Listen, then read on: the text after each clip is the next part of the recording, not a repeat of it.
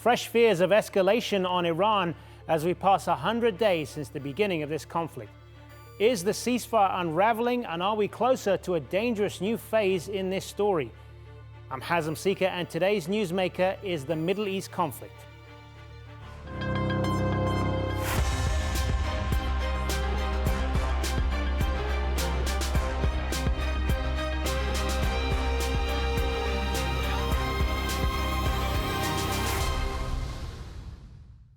It's the first time Israel and Iran have launched attacks at each other since the ceasefire came into effect 2 months ago.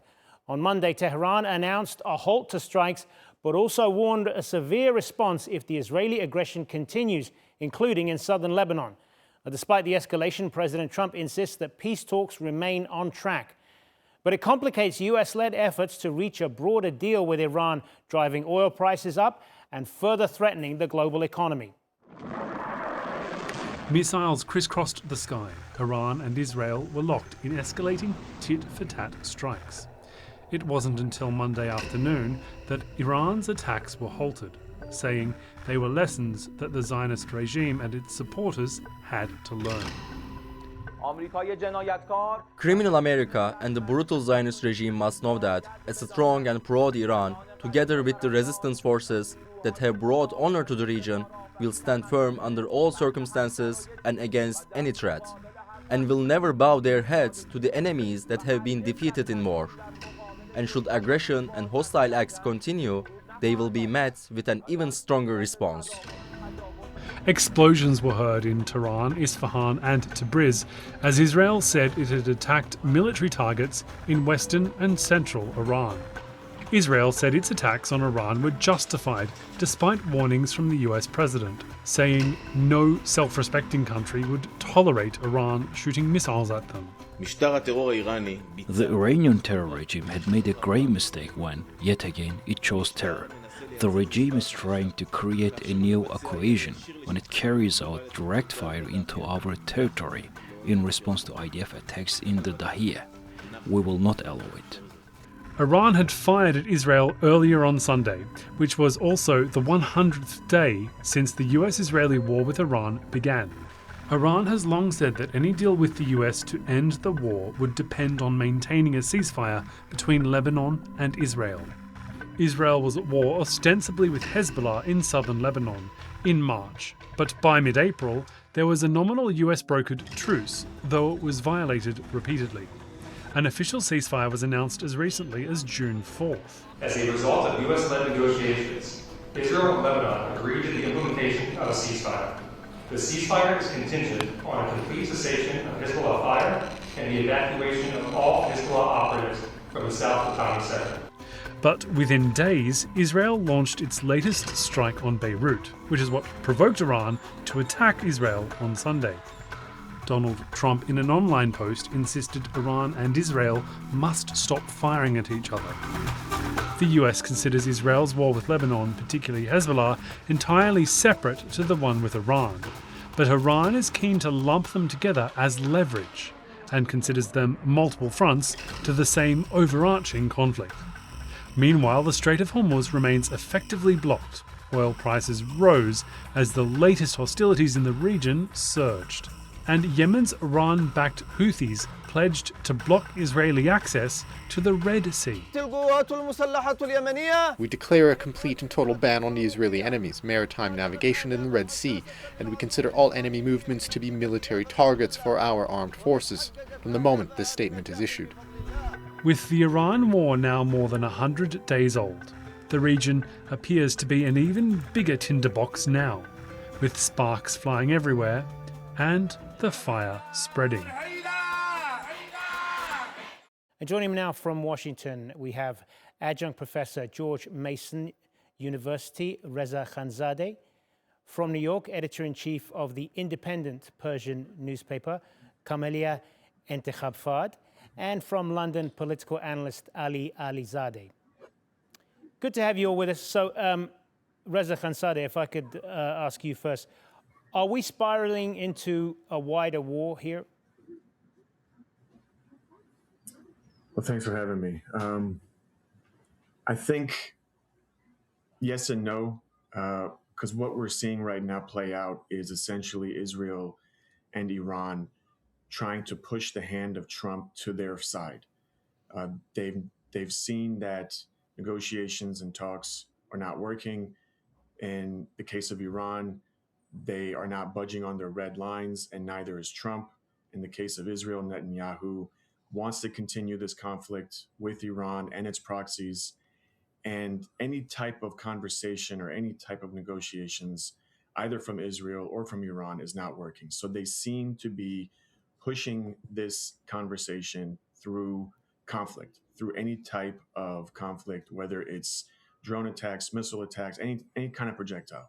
And they want to do this in a way to then force Trump to be the first one to essentially make compromises.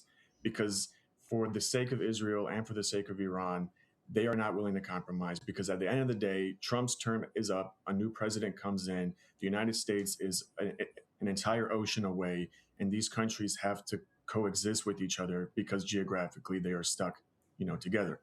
So they are not willing to budge, and they understand this. They understand that for Trump, he is the one that is the most desperate, because he has the World Cup coming up that his country is hosting with Canada and Mexico.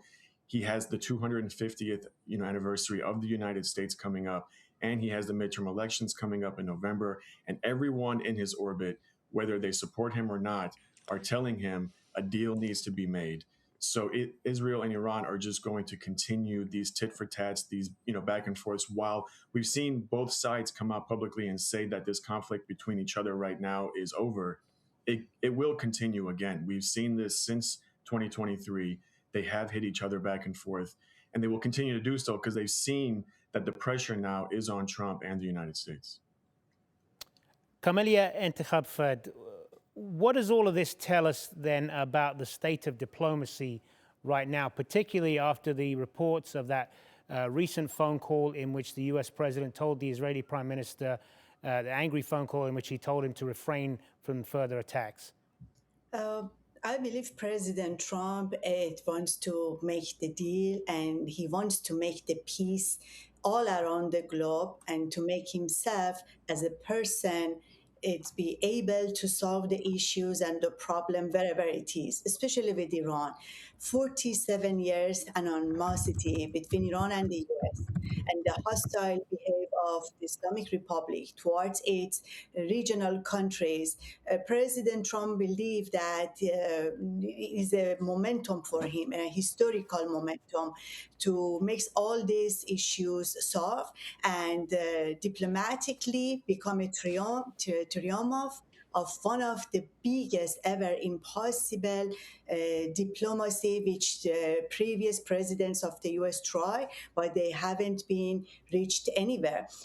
So this is the problem, and this is the task for President Trump's for both way. Otherwise, this morning, early morning in the US time, President Trump would not asking Netanyahu to stop these escalations, and he would enter into this war if he was wishing for, and if his goals was different than the peacemaking. At this case, yesterday, the regime started this confrontation with Israel. Israel has not attacked Iran first, and we could see the opportunity for Trump. If he really wanted to finish the job, as he keeps saying, he had this opportunity to continue this escalation with the Israelis. But we are seeing in return, despite of all these preemptive attacks which Israelis were preserved for themselves to retaliate, President Trump ordered them to stop the attack against Iran. I am optimistic still to see this peace will be achieved during President Trump's time. I cannot set any date for that, but in general, I am very optimistic. Alizadeh, what's your assessment of where we are with all this? President Trump has said, I call the shots, but the latest developments would suggest otherwise, wouldn't they? I mean, we witnessed something quite embarrassing for United States as a declining empire. Donald Trump last night officially asked Netanyahu not to respond to Iran's action, and Netanyahu and Israeli army went on, ignored him, and they attacked Iran. Of course, Iran retaliated immediately as well. What we see here, we see that United States is not being taken seriously by Netanyahu, and that's quite fascinating because we have to remember that in the previous 39 days war, based on the information that was published officially, 70% of anti-air missile that was shot against missiles going through towards Israel was by Americans. So Israel cannot survive a week if United States does not support it or like send it ammunition, and yet Israeli government dares to ignore Trump's request. So that's the first thing. However, I mean, I think at a deeper level, Israel and America are quite coordinated. What Iran did at this stage was also quite fascinating and quite novel, because for the first time, Iran, who always used to react to actions of Israel and America, chose the time and the place of its action. And so it seems that Iran feels confident enough to establish a new equation of power in the region. As it said before previously, if Israel attacks Dahiya, the south of Beirut, Iran will not waste a moment to respond and attack Israel, and that's what we saw yesterday. However, the situation is completely fragile, and I believe that in this situation, a long-term peace will not be possible, because Hezbollah has to liberate south of Lebanon, and in order to do so, has to continue attacking north of Israel, and Netanyahu will continue attacking south of Lebanon, and every now and then will try to test Iran's patience and will attack south of Beirut as well, and Iran has to respond again. So in a sense, we're going to have a fragile situation for the next unknown time. However, on the other side, the diplomacy as well is quite fragile, because the demands are quite far away from each other. Inside Iran, the equation of power has changed, which I can explain later, and those demands, those readiness to accept Trump's request before 28th of February doesn't exist anymore. You have millions of Iranians who are supporting the state at the moment, every day, every night on the streets of Iran, chanting for not giving away uranium, not giving away Iran's right to enrichment, and also get back into keep the Strait of Hormuz closed and not to budge to the United States. That's why the equation of power inside has changed, and I think Iran will not budge to the United States at this stage. Camelia, if I could come back to you on this, given what Ali has just said there, has the conflict strengthened or weakened the Iranian regime? The conflict has been weakened the regime, and the conflict is still, it's an opportunity for them, for its continuation to survive internally inside Iran. We had two massive wave of shocks strikes Iranians. First was the January protest, which thousands of Iranians killed, and right after the bombardment starts from Israeli and Americans. So the Iranian didn't really recover from that two wave of the attacks, and we saw that in the past 2 days ago, some of the very small protests, but it's still tangible, from the students and from the people who disappointed about the way the regime has been treating them inside of the institutions, start to forming. And this attack to Israeli comes yesterday, right after this small demonstration, but as I said, still is notable, and right after less than a week, which the international internet has been resumed and Iranian public could connect it with the free world and send their messages. So the war for them still is an option to can be the iron fist, use their own power against the people and against any further protest, and at the same time calling for the emergency of the state and anyone who wants to demonstrate or complain to be arrested. Iranians are not pro-war, as what I understand, and at the same time, they are not happy with this regime. So they are in a limbo of confronting the system and not wanting to have the war at their own countries. And the war gives this system the opportunity to survive. They come weakened because of the confrontation between in front of the US and Israelis and everyone else. There are lots of questions about the challenges they are confronting, but at the same time, they needed that to survive internally.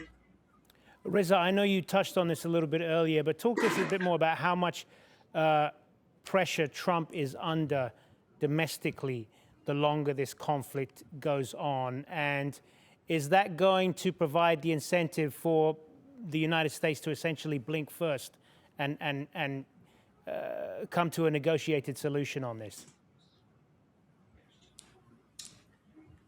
Yeah, so that's going to really depend on Trump, obviously, because he has been very critical of the Obama administration and the JCPOA, and he's countless times he has discussed how Obama sent cash on planes to Iran for the JCPOA deal, and it's getting to a point where if he does want to reach a deal, he might have to do something similar to that, and he's not willing to do that. That's going to be one of the most embarrassing things for him. And any kind of deal that he wants to strike with Iran, for him, needs to be better than the JCPOA. And neither of those two scenarios, whether it's sending cash or any kind of assets or funds or frozen assets to Iran, or if it's signing some kind of deal that's similar to or maybe less than the JCPOA, Trump is not willing to do that. So you're caught between that kind of approach from Trump, but then also the entire Washington D.C. structure, whether it's Republicans or Democrats, the MAGA base, whatever it may be, they are all pushing for some type of end to this conflict because, like I said, domestically this is hurting not only the taxpayers, but also the politicians who are going to run for re-election in November. And the most recent report has shown that this entire conflict has cost the average household $700. So this is the type of issue for Trump where he has said publicly he doesn't care about like these types of problems that the ordinary like American is going through. The most important thing for him is that Iran doesn't have a nuclear weapon.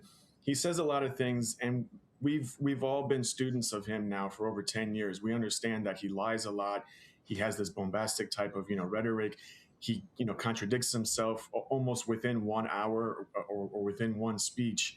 But there's still that pressure on him to reach some type of deal. And like I said, for Iran and for Israel, they know this. We have seen this now to a much more extreme extent because, like the other two panelists have said, this is the first time that Iran has been on the offensive. They have taken an active attack on Israel. Now, of course, Iran's going to phrase it differently and say this is self-defense and we warned everyone and this is because Israel is attacking Lebanon. That's fine and all, but it's still the fact that this is Iran's first attack on a foreign nation, and we would have not have seen this if it wasn't for everything that's happened in the past 2 years with Israel and the U.S. attacking Iran. And with every strike, with every move that Iran makes, and also with Israel, they are pushing this even further to force Trump to come to a deal. We're gonna have to leave it there. Thanks very much to all three of you. Thanks very much for being on the Newsmakers, and appreciate your time here on the show.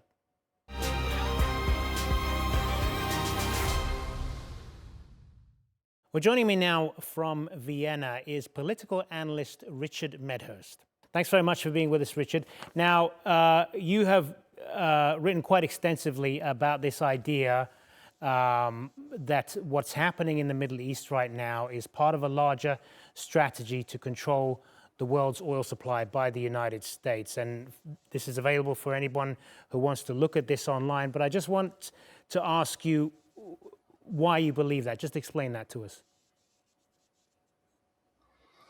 Thanks for having me on. Well, Donald Trump is quite candid and very open with the fact that he likes oil. He openly said that he stole oil in Syria. He boasted about owning most of the planet's oil after taking Venezuela and kidnapping President Maduro. And he's made it very clear that with his slogan, drill, baby, drill, that oil is really the main mission, the main crusade of his whole presidency. And you can see the timeline is very, very clear. As soon as the Gaza genocide stopped, immediately Donald Trump's Board of Peace was railroaded through the United Nations Security Council. And then we have Chevron signing deals for Syria's gas, Gaza's gas, and then also gas and all of the Mediterranean hotspots to secure a $3 trillion network. And in parallel to these Chevron deals, the United States began a campaign against Russian energy indirectly through Ukraine. Ukraine is, of course, carrying out the drone strikes on Russian refineries and tankers, but it's being helped by NATO. We see, for example, last week, the French and British navies kidnapped a Russian tanker ship, and this is not the first time. So for several months, they were ramping up this attack on Russian energy, and then suddenly President Maduro is kidnapped, and then suddenly Iran is attacked. So you have the three most oil and gas-rich countries on the planet attacked in sequence within a span of a few months, while Chevron, which is one of the largest U.S. oil companies and gas companies, is securing that oil, right? So the United States Army comes in, takes these locations, whether we're talking about Venezuela or whether we're talking about Palestine or Syria, and then U.S. companies come in and pick up the rest. And this is not a far-fetched idea. After all, the United States invaded Iraq for oil. Their wars are usually driven by corporate greed and corporate desire. So there's nothing out of the ordinary here. And people need to remember also that when you look at the money coming in now for the United States, they are already the #1 supplier of coal, oil, and LNG to Europe. And that was thanks to the blowing up of Nord Stream. So they've secured a very important position as Europe's supplier, and now they're simply using that same template and scaling it up globally. So they are profiting very much by blockading Hormuz, blockading Venezuela, and blockading Russia in the Arctic. How do you distinguish then between the events that you've talked about that benefit the US and events that were simply engineered deliberately by the United States? Well, luckily, we've had lots of U.S. officials, not just Donald Trump, but even in previous administrations, saying on camera that this is a goal for them. Condoleezza Rice, for example, who ironically used to be on the board of Chevron, the same company that's now taking Venezuela's oil, she openly said that the goal in Europe is to have Europe depend on American energy, not Russian energy. So that was a very ominous foreshadowing of the destruction of the Nord Stream pipeline. So, you know, the intent is there and the declarations are there. And I'll just remind people also, because I mentioned the Bush administration invading Iraq. It's not just Condoleezza Rice who came from an oil background, if you will. It's George Bush himself, his whole family. They are famous for having made their wealth in the Texas oil industry. And also Dick Cheney himself came from Halliburton. He was the CEO of Halliburton right until he took up the vice presidency under George Bush. So that whole administration, they drew up the national energy policy, which is really what Donald Trump is implementing now. If you go and read it, they make it very clear that the goal is to stop importing oil from what they call foreign adversaries. So that's countries like Iran, that's countries like Venezuela, Russia, etc., and to build up the Western Hemisphere. That's another really important tagline that Donald Trump constantly uses. And people listen to Trump saying Western Hemisphere and talking about Greenland and talking about Venezuela, but they don't connect the dots. And so that's exactly what I did with my investigation and analysis. I simply connected the dots. They are moving the world's energy corridor away from the Middle East, and they're taking the market to America. And we're seeing that in the numbers. If you go and look at the Treasury data, how money stops leaving the United States in January, and in February, March, and that's continued since I released the investigation, you have hundreds of billions of dollars coming into the United States. And this is good for the dollar, and it's good for U.S. energy at the same time. And in addition to that, you also have the fact that Asia, not just Europe, but Asia is now more dependent on U.S. oil and gas. And the gas imports, for example, have gone up 175%. So, I made it very clear that even if you want to look at this from a point of view that is just coincidence, it still works out very, very well for the United States. And as the saying goes, war is a racket. but this is a whole new racket. It's more profitable than any other period in history. The shares are at record highs, the profits are at record highs, and the dependency on United States oil and gas is at a record high as well. Appreciate your perspective, Richard Medhurst. Thanks very much for being with us. Well, that's it from us. Thanks for watching. Remember, you can follow us on social media and be sure to subscribe to our YouTube channel. I'm Hazem Seeker. We'll see you next time.